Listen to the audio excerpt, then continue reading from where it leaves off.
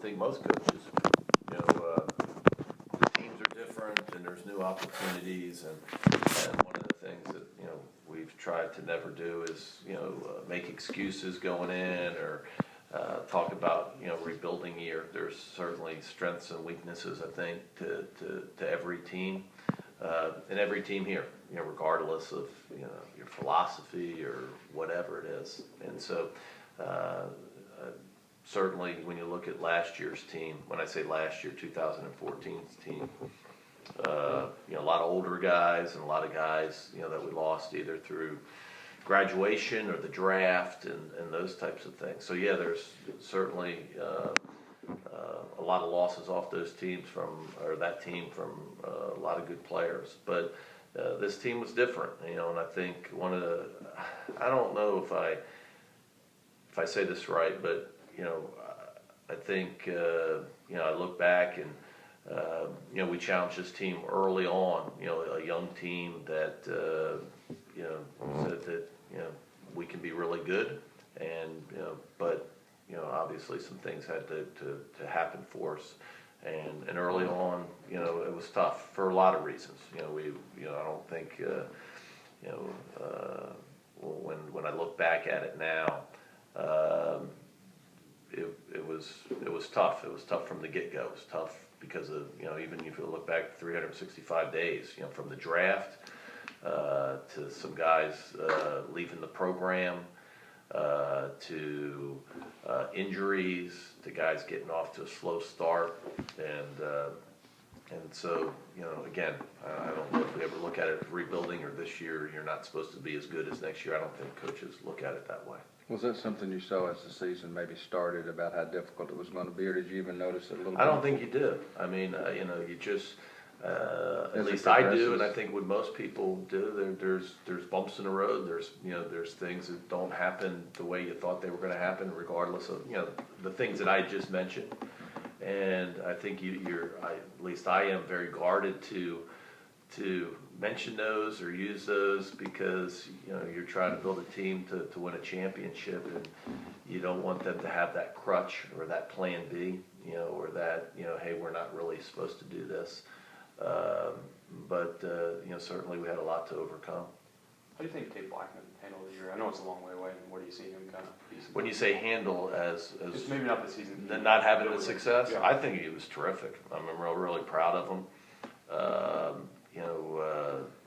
He was one of those guys that coming in, and not just from us or from you, but I think from everybody that knew, college baseball and recruiting.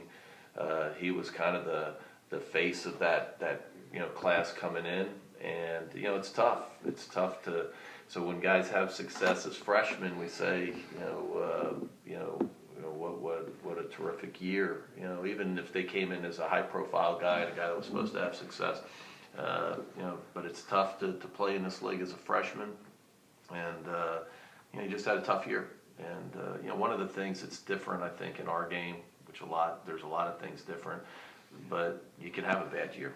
You can, maybe not play as well. I've watched guys not play well one year and play well the next, and vice versa. I've watched guys have great years and not play as well. Our season, contrary to popular belief in baseball terms, is really short.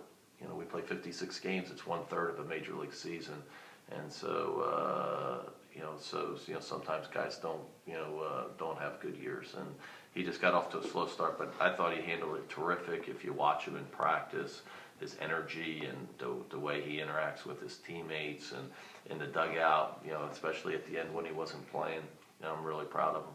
Mike, what didn't click for Tate? Was it pitch recognition? Was it? I mean, what I kept think him it's a from combination of things. I think which it usually is when you don't have success in our game. It's not just mechanical. It's not just mental. Sometimes they're kind of tied together. I think early on he just didn't have success. I think he in doing so, in my opinion, some of his mechanics started to deteriorate, and things that he did do well, a short, compact swing, started to get longer, and one of those where we see a lot with hitters trying to do too much, and what that means is, God, if I can hit a home run here, can I, have some success, and that I can build on that, and with that, makes hitting more difficult, and I really thought, and I even said this in his exit meeting, his last week or week and a half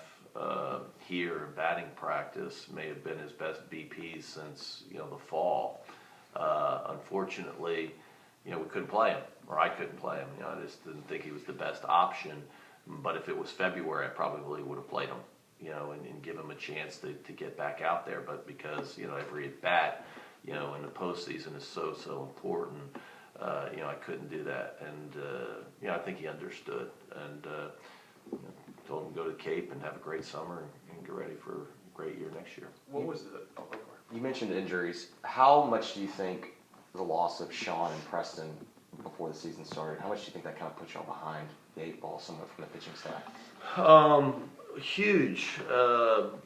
When you look at the injuries, and not just those two guys, but Brady Feigl, who, like a lot of the arms that you sign, you expect one day that they'll pitch on the weekend, and sometimes it's as a freshman or sophomore, and so when you look at Tark and Brady and Sean, and really I guess you can throw Smith into that, and not the same type of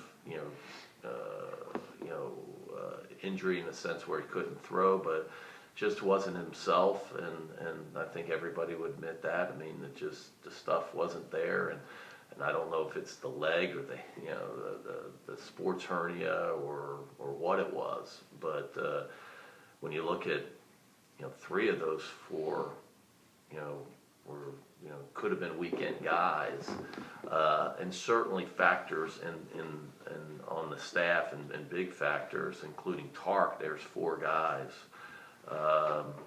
That's a big blow, and so I don't think that's all the factors, but that was I think a huge blow to a staff that